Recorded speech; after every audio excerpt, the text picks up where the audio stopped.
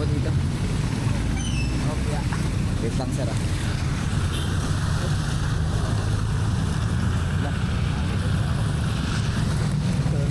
Sorry.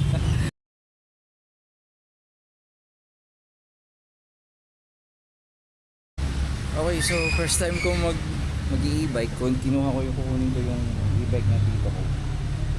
Iuwi ko sa bahay. Sana mapa-andar ko, sana okay. First time ko mag-e-bike eh. Alright, let's go.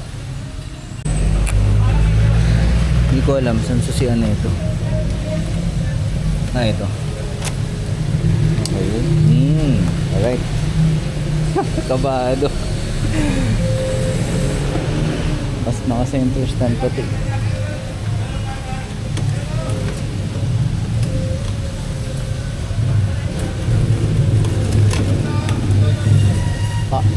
Ito. Parang bike kayo, no? Okay. First time ko mag-e-bike. Thank you, sir.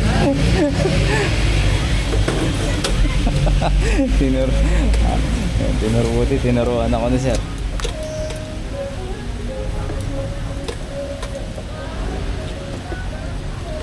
Ano mukhang magaan?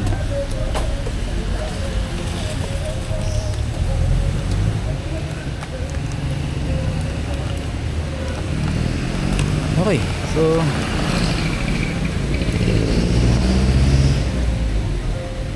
medyo maliit lang. Tapos hindi ayos yung side mirror niya.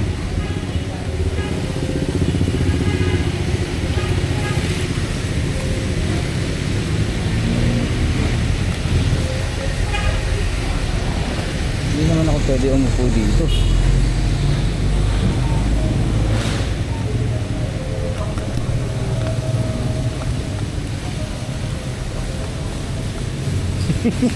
Ninibago ako.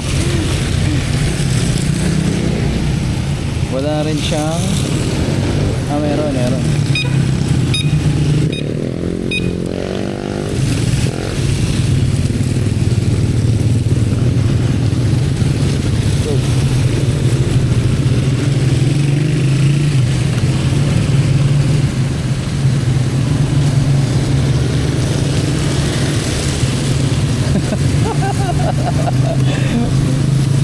Kapanibago. Ang bagal.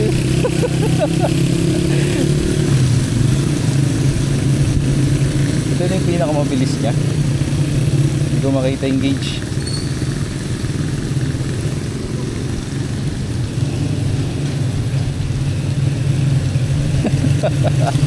Pero bumukhang enjoy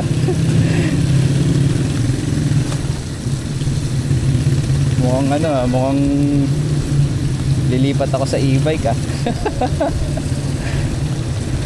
From Aerox to e-bike. Tapos may third signal din siya.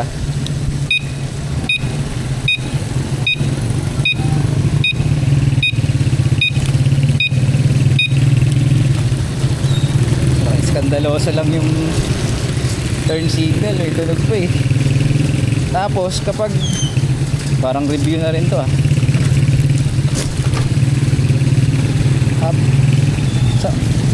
parang wala siyang engine brake.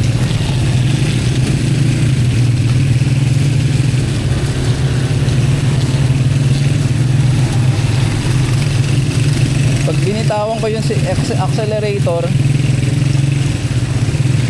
parang constant pa rin yung andar niya. Tapos hindi ganun kakagat yung preno. Parang natatakot tuloy ako bilisan. Baka mamaya hindi kumagat yung preno. Hindi ko rin alam kung nasa tamang linya ako dahil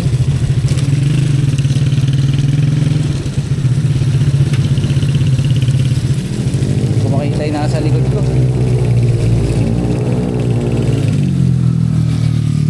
Nakakaingit. Edi ikaw na mabilis.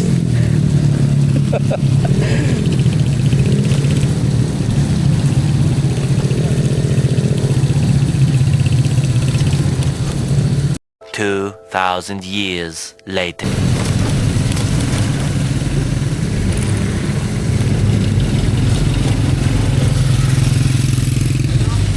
struggle, kailangan mong lumingon dahil nga yung side mirror is hindi naka position. Yung kaliwa ayos, yung kanan hindi. Sa blind side ko yung kanan, pinat pa ako.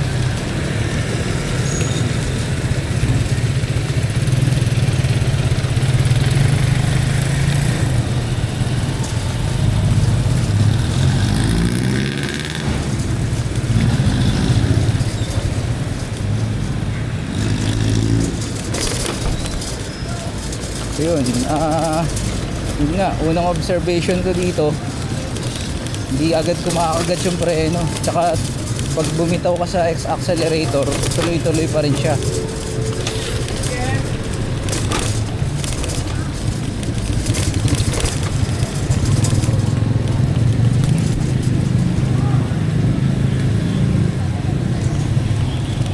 Dito na tayo sa Arco. Hop. Wait lang, saglit po. Alright, sayang wala akong front cam. Maluwag kasi yung maluwag to oh. Laki kong tao, dito e-bike ko.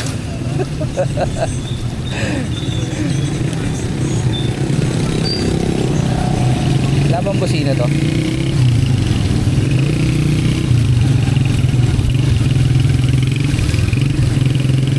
Meron yun.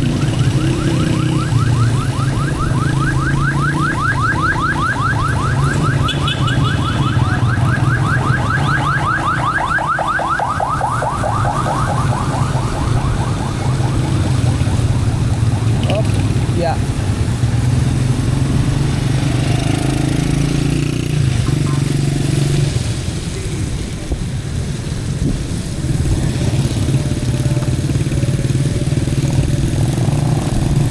Medyo nakukuha ko na.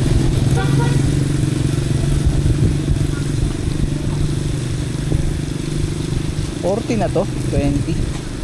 Mga ano lang to, takbong 20 lang siguro to.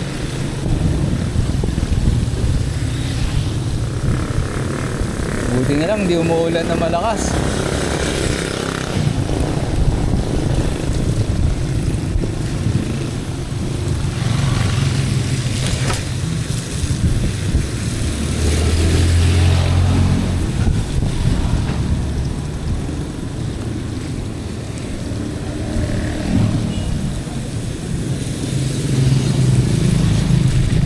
Tagal-tagal na video to.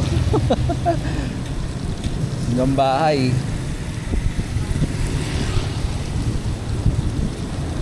Tagayin nyo na lang. Huwag oh.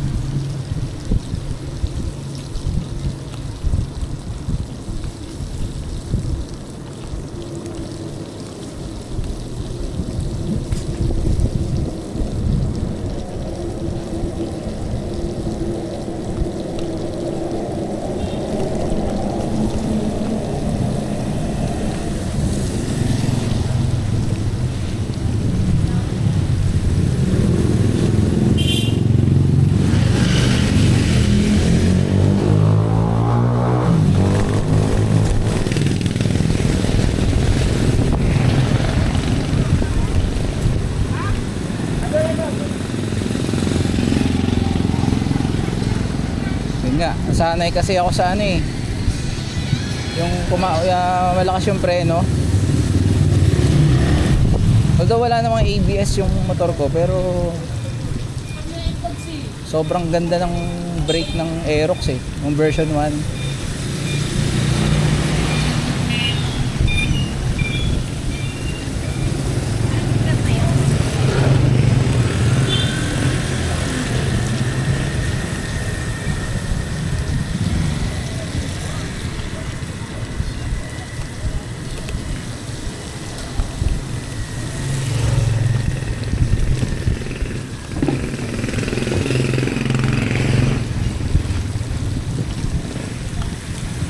Mga ano lang to, mga 25 kilometers per hour.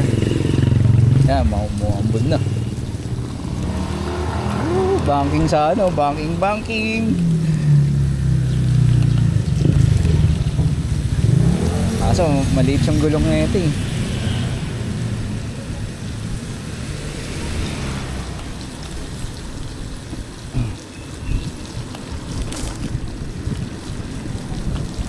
Lumalakas na. Lumalakas na.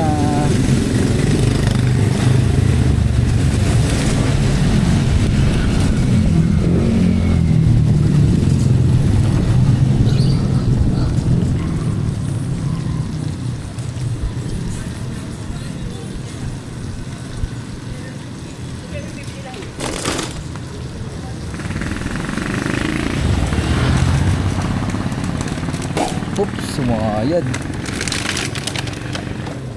Sabihin, mabigat ako.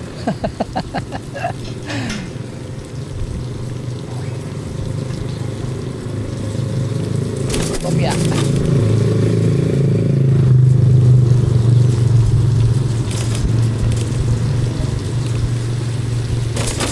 Ako, lulubog sa baha to.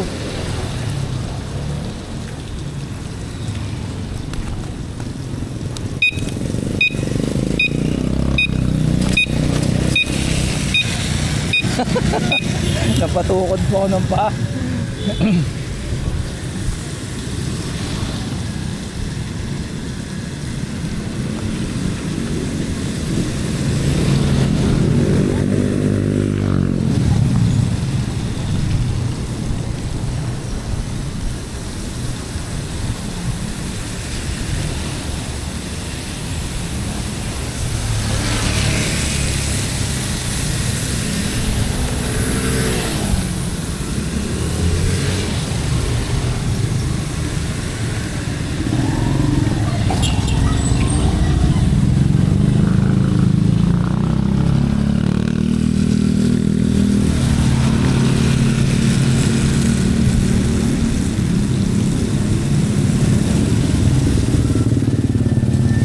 So at least meron akong experience and alam ko na yung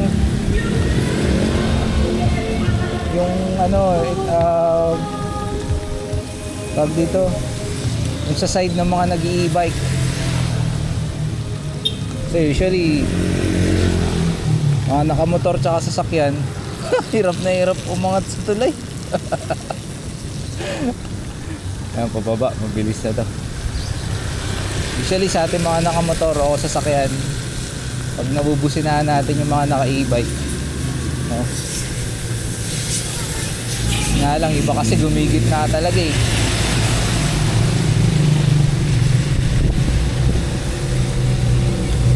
Limited yung power nila. So mahina yung torque, hindi ganun kalakas katulad ng motor.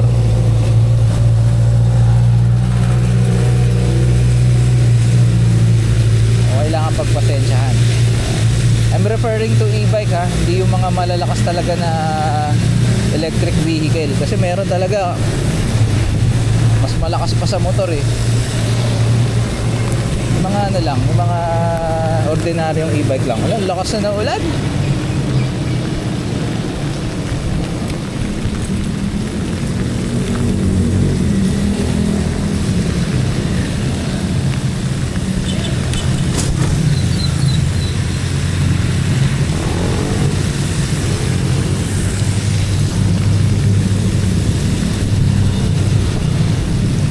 Sana yung mukha ko.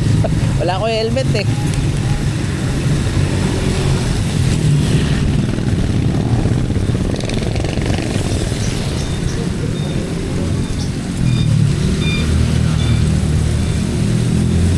Pag ganitong ano, kailangan sa gilid kasi baba yung clearance ng ano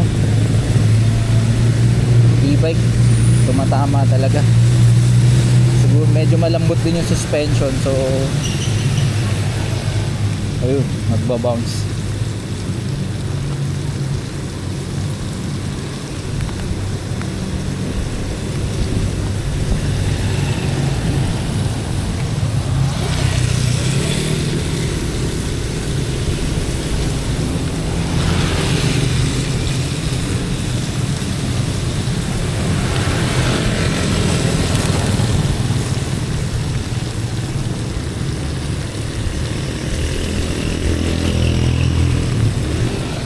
Anyway, di pa naman ako naligo. So, okay na tong sa ulan. Oh, medyo mataas yung humps.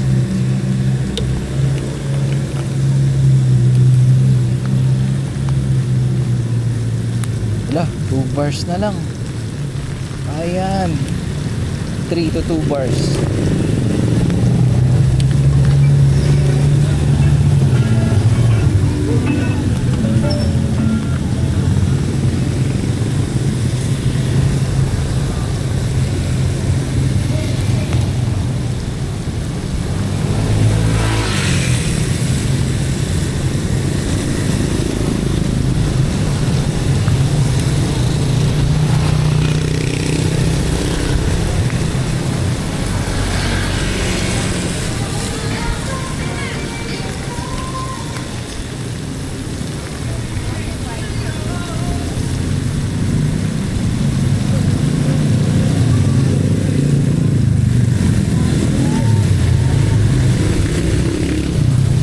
Basta sa mga e-bike user dyan, tingin kayo sa, gamitin nyo yung side mirror nyo.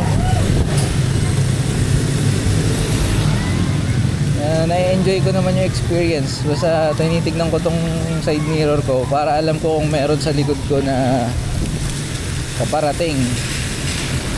And mas madali ka makaliko.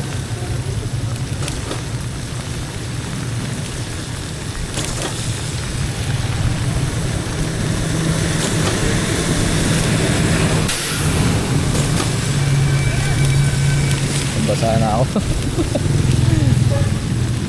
Buti na lang waterproof tong action cam.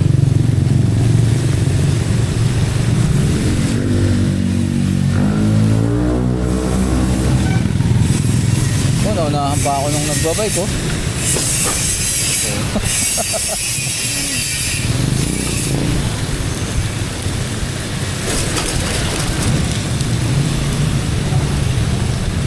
May minor na pala ako kasi ako ay